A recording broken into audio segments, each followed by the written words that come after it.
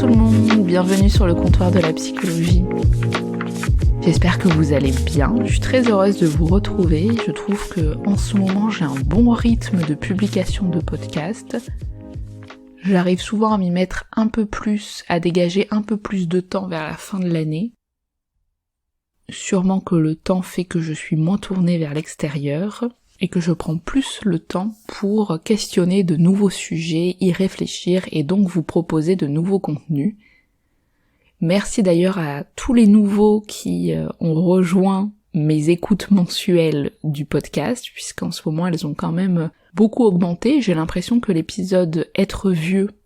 alors qu'en plus je parlais de mes craintes que celui-ci soit peu écouté ou peut-être un peu malmené dans le désir de prêter son oreille sur les problématiques du vieillissement, pour autant, j'ai eu un nombre d'écoutes assez considérable et également des retours de façon assez exponentielle, donc merci à vous, merci beaucoup pour votre soutien. Aujourd'hui, j'avais envie de vous parler un peu plus des actes manqués, des lapsus, des ratés, des loupés d'écriture, etc. Tout ce qui justement sort alors que ça devait rester bien au fond du placard. Tout ce qui échappe au contrôle, tous ces petits moments de flottement, d'évitement. On m'avait souvent demandé un épisode là-dessus, comme on me demande d'ailleurs, alors je sais pas pourquoi je pense à ça, mais on me demande régulièrement un épisode sur le fait de rougir, le fait de faire des choses sans qu'on en ait conscience, etc. Et donc je trouve que ça vient témoigner justement de tout cet échappé comme ça, tous ces dérapages, tout ce qui est hors contrôle, hors cadre, qu'on aurait envie peut-être de tasser de nouveau, de lisser, mais qui justement vient nous rappeler que le moi n'est pas le seul maître, en tout cas dans sa propre maison, que malgré toute la connaissance qu'on peut avoir de soi, tout ce familier qui nous anime dans notre quotidien, il y a des moments où il y a un autre qui prend le contrôle, un autre qui est toujours du côté du soi, mais qui vient quand même nous décaler par rapport à ce qu'on aurait aimé peut-être montrer, faire, dire, etc. Donc dans cet épisode, je vais indifférencier un petit peu tout ce qui est justement de l'ordre des actes manqués. Donc c'est-à-dire que je parle d'actes manqués mais au sens large et j'englobe dedans donc la question des lapsus, de certains loupés, inversions, autres mécanismes en tout cas du côté justement d'un dérapage qui semble être hors soi mais qui peut-être justement vient dire quelque chose du soi. Alors justement, si on va du côté freudien, j'ai relu un petit peu ce qu'il en disait, et Freud, en fait, pour lui, l'acte manqué, c'est un ensemble de processus qui sont détournés de leur objectif initial, et toujours détournés contre la volonté de la personne, de soi en tant que sujet, en tout cas, contre sa volonté consciente. Après, peut-être que justement, inconsciemment, le désir est ailleurs. Parce que concrètement, en fait, l'acte manqué, c'est l'idée d'une association qui dérive en acte. C'est-à-dire qu'on traduit en acte une représentation, un fantasme, un conflit, quelque chose de bien enfoui, qui est donc transformé par le corps, par les mots, etc. C'est un petit peu une formation intermédiaire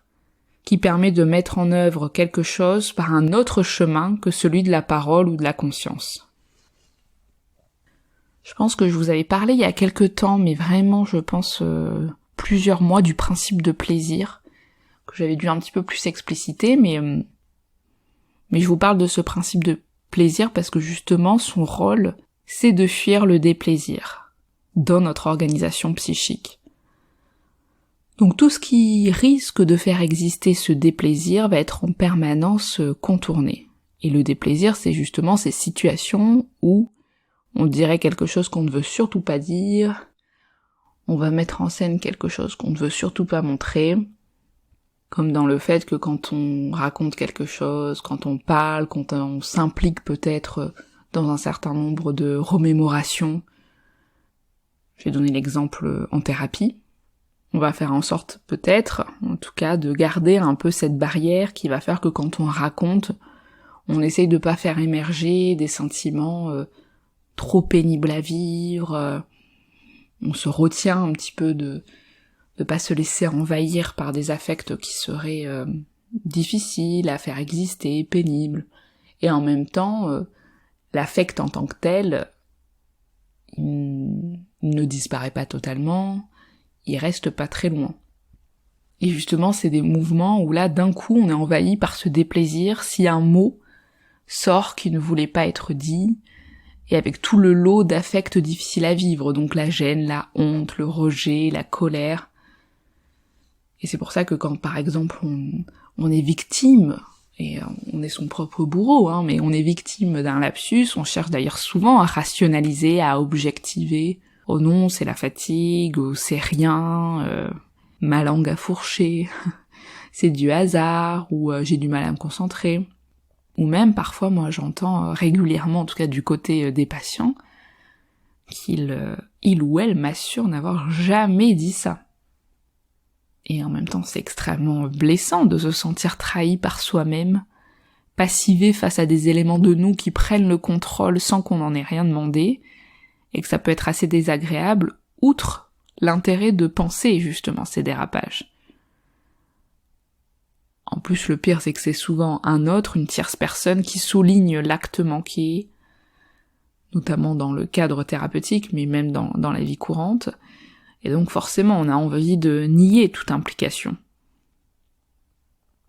Parce que c'est insupportable de savoir qu'il y a quelque chose qui se trame derrière, et qu'on peut pas prendre la maîtrise de tout ce qui va émerger de soi-même. Et Freud y parle de ce mouvement inconscient qui travaille toujours en coulisses. En plus, ce qui peut être particulièrement agaçant, c'est que ce qui va sortir ou ce qui va être mis en acte va être exactement l'inverse que ce que consciemment on a voulu mettre en place. Et en même temps, ça montre bien que la question du désir, de l'envie de s'impliquer, etc., elle est toujours un petit peu teintée comme ça de cette ambivalence. Par exemple, quand on décroche un entretien d'embauche pour le travail de nos rêves, qui va nous permettre peut-être d'obtenir tel statut, telle possibilité, mais aussi de sortir peut-être d'une situation antérieure, etc., qui va en tout cas introduire un changement, mais que celui-ci est énormément désiré, on est ravi d'être appelé pour un entretien d'embauche.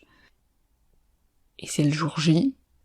Alors déjà, on se lève très très tôt pour être très très en avance, mais il y a un certain nombre de tâches qui viennent se rajouter, qui font que on part pour être à l'heure, mais pas forcément autant en avance que ce qui aurait pu être espéré. Et tiens, comme par hasard, pour la première fois de notre vie, on prend le RER dans le mauvais sens, ce qui va nous mettre particulièrement en retard. Typiquement, ça peut être en tout cas un exemple d'un acte manqué. Mais c'est aussi le principe de rater à chaque fois un examen, de louper à chaque fois un écrit qui pourrait peut-être permettre d'avancer, de grandir, d'évoluer, comme le bac par exemple. Il y a quand même une proportion d'élèves qui sont de très très bons élèves à l'école, enfin en tout cas par rapport à ce qui est attendu d'un élève de terminale, et qui pour autant ne réussissent pas à passer l'épreuve du bac, voire ne se lèvent pas pour passer l'épreuve. Le nombre de pannes de réveil qu'il peut y avoir pour un événement d'une grande importance laisse quand même à questionner aussi de quid de l'inconscient, ou de qu'est-ce qui peut empêcher à ce moment-là. Ça veut pas dire que tout doit être collé en termes de représentation, mais qu'en même temps ça peut être une base pour penser ce qui peut se jouer à ce moment-là dans le fait de ne pas avancer, ne pas y aller, se mettre en échec dans plusieurs situations, répéter, des loupés. Dans l'écrit aussi, je pense que vous avez pu peut-être vivre dans votre vie le fait de ne surtout pas avoir envie d'envoyer tel message à telle personne, et que pour autant donc on se trompe, on envoie à la mauvaise personne alors que c'était surtout pas celle-ci qu'il fallait envoyer le message, ou aussi on oublie la négation à l'écrit pour dire quelque chose d'important et ça nous envoie dans une toute autre interprétation avec notre interlocuteur. Ça c'est quelque chose qui est assez fréquent. Ou alors justement, en tant que interlocuteur, on ne lit pas la négation, donc on comprend toute autre chose. Enfin, Vous voyez, ces petits à chaque fois ratés, échecs de communication, d'interprétation, qui sont bien entendu aussi pour une grande partie de l'ordre de l'inattention, du manque de concentration, ou du fait que justement les espaces étaient peut-être trop indifférenciés, et qu'on en vient à se tromper, à se confusionner, mais justement, pourquoi ne pas y mettre un sens, ou en tout cas l'amener en termes de réflexion. Plus que je trouve que ce qu'il y a d'assez intéressant dans la question des actes manqués, c'est que souvent, quand ils arrivent, quand ils émergent, et que, par exemple, en tant que thérapeute, on va souligner ce lapsus, ce mot qui vient peut-être en dire un autre, ou le fait qu'il y a quelque chose quand même qui se répète à ce moment-là, ou que c'est étonnant de dire ce prénom au lieu de tel autre, etc. Il y a souvent pas beaucoup de place pour l'interpréter. Déjà parce que quand le lapsus se fait, souvent on enchaîne directement sur les prochaines explications, les prochaines phrases pour faire comme si on voyait la chose et que ça n'existait pas. Et quand c'est quand même possible de le souligner, le ou la patiente peut faire d'ailleurs un revers en disant non, que c'est rien, ou que peut-être ça ne lui parle pas. Pourquoi pas? Peut-être qu'en effet ça ne parle pas, peut-être que si, mais que ça ne peut pas en tout cas être parlé. Alors que je trouve que quand quelque chose va pouvoir être dit autour de ça, ça va pouvoir permettre quand même de se décaler du discours, ou de tenter d'écouter un petit peu plus, de se déplacer vers une potentielle voix un peu plus inconsciente, un peu plus loin. Et que ça veut pas dire qu'on colle à la chose. Mais vous voyez par exemple, même d'un point de vue personnel, j'avais quelqu'un dans ma famille qui à chaque fois perdait en permanence ses clés de maison. C'est-à-dire qu'à chaque fois que cette personne refaisait ses clés de maison, on pouvait être sûr que dans la semaine suivante, les clés étaient perdues. Donc c'est une personne qui peut être un petit peu étourdie de nature, et en même temps, quand il a été dit quand même que ça devenait un peu agaçant, voire questionnant de pourquoi les clés de maison étaient autant perdues, je trouve que quand même ça a pu permettre de réfléchir à cette question aussi de être potentiellement dans une période de vie où la question du nid, du foyer, de la maison était pas évidente d'un point de vue d'un ancrage en tout cas, dans ce lieu-là. Et que peut-être le fait de ne pas arriver à conserver cet objet, à conserver ce qui fait qu'on peut s'intégrer dans une maison, y entrer, y sortir, etc., pouvait dire quelque chose de la scène, de la situation dans laquelle la personne se trouvait à ce moment-là. C'est-à-dire d'avoir du mal à s'ancrer, en fait, dans ce lieu-là, d'avoir du mal à être chez soi. J'avais été face aussi à une situation donc, qui n'était pas un patient directement que j'ai suivi, mais en tout cas dont un collègue m'avait rapporté d'un patient qui en 1 an avait perdu 4 fois sa carte d'identité. Et quand ce collègue m'avait raconté cette situation, ça avait beaucoup de sens avec ce qui se passait aussi pour ce patient à ce moment-là dans la question de son identité. Je vais pas vous raconter ici parce que c'est absolument pas le lieu et le moment pour en dire quelque chose, mais tout ça pour dire que quand on prend en tout cas ces actes manqués et qu'on peut les mettre au travail,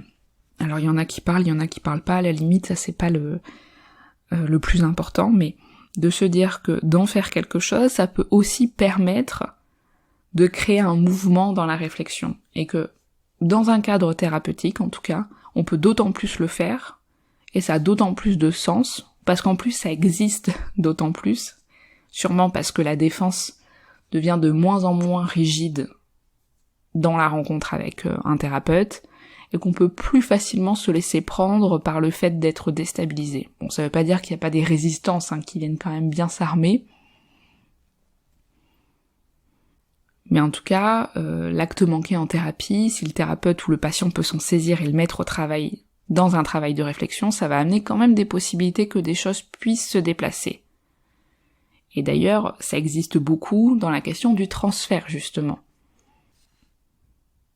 Un patient qui par exemple va parler pendant plusieurs séances avec beaucoup peut-être de rage, d'agressivité, de destruction pendant la séance, et qui en même temps peut être très pris dans un mouvement de culpabilité par rapport à ce que ça a pu faire vivre au thérapeute, ou d'avoir envie de le réparer, ou de se sentir quand même aimé par son thérapeute, craint d'être un mauvais patient. Et à la fin de la séance, ce patient par exemple va s'acquitter de 10 € de plus sur son chèque, sans s'en rendre compte.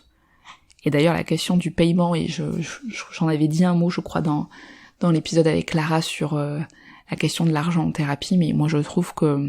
il se passe plein de choses à chaque fois dans ces paiements-là, et entre les patients qui payent plus que le prix de la séance, alors que ça fait des mois, des années qu'ils sont au même tarif chaque semaine, et qui d'un coup, à une séance, vont mettre 10 € de plus, même parfois 20 € de plus, sans s'en rendre compte. Ou au contraire, qui vont oublier leur chéquier, voire déchirer le chéquier, oublier à chaque fois de payer, comme demander à chaque fois si le prix est toujours le même, etc. On peut se dire que c'est une histoire de fatigue ou d'inattention, mais aussi on peut se dire qu'il se passe quelque chose là quand même dans ce lien-là. Et d'ailleurs Chantal Frère-Artignan, dans son article, en donne aussi un exemple d'un patient justement qui va se mettre à payer ses séances plus chères sans s'en rendre compte, jusqu'à ce qu'elle lui en fasse part. Et à quel point justement il y a cette défense comme ça où c'est dénié de « Ah mince, je me suis trompée, écoutez, on va régulariser sur les séances d'après. » Comme si c'était anodin, justement. Alors que c'est bien ce qui se passe dans ces cadres thérapeutiques, c'est-à-dire l'idée de mettre en acte, ou de traduire en acte, quelque chose qui s'est joué ailleurs. Et donc dans cet exemple-là, sur la scène du transfert. Et c'est pas simple justement dans ces actes manqués de permettre une élaboration un peu plus approfondie,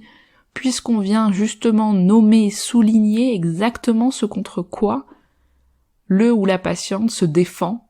ou ce qu'il va dénier. Il y a toujours cette volonté de faire comme si rien n'a été dit.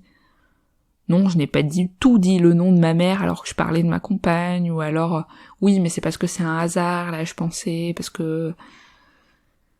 elles ont un nom qui se ressemble, ou je fais pas exprès de déchirer à chaque fois le chèque à la fin de séance avant de vous le tendre, et que du coup je suis toujours obligée de le refaire. Ou de se tromper même dans le nom qui est inscrit sur le chèque. Donc vous voyez que moi je trouve que toutes ces observations-là et cette écoute-là, en tout cas de ma place de thérapeute, a vraiment du sens dans les rencontres avec ces patients, et pour permettre de mettre ce mouvement-là, parce que l'idée c'est toujours de pouvoir réfléchir à un lien dans l'après-coup, quelque chose qui peut prendre sens dans cette réflexion. Et c'est bien parce que ça peut prendre place dans des potentielles représentations, traductions, qu'il y a l'idée aussi de redevenir actif, de pouvoir mettre en avant un potentiel lien, et donc un dynamisme de la pensée, là où parfois, dans l'acte manqué, on s'est retrouvé très passivé, parce que justement ça sort, alors qu'on voulait surtout pas dire tel terme, tel mot, on voulait surtout pas que ça se passe comme ça, et en fait ça se passe exactement comme ça. Ou alors on se rend pas compte qu'à chaque fois, dès qu'on se retrouve face à cette situation, on est toujours en retard, on se trompe toujours de quelque chose, ou ça fait 8 fois dans la journée qu'on se tape le coup de quelque part jusqu'à ce que ça fasse vraiment mal, et qu'on est obligé de s'y arrêter et de se dire mais qu'est-ce qui se passe? C'est à partir du moment où on peut se dire qu'est-ce qui se passe, et même si peut-être qu'il n'y s'en passe rien, ou qu'en tout cas c'est pas le moment, mais que ça fait partie du matériel clinique qu'on peut retrouver en thérapie, mais matériel qui existe, bien entendu, de façon sauvage de partout dans nos petits moments, même si on a très envie de les atténuer au maximum, comme le fait de rougir, surtout pas. On veut surtout pas devenir un panneau de circulation géant, alors que c'est des moments où on ne veut pas être vu, caché, etc. Mais en même temps, c'est bien ça la problématique. C'est tout ce qui échappe, tout ce qui dérape, qui vient aussi parler de soi. Voilà, j'espère que ce petit épisode un peu plus léger vous aura plu. N'hésitez pas à me faire des retours. Je vous souhaite une bonne journée, une bonne soirée et je vous dis à très bientôt. Salut!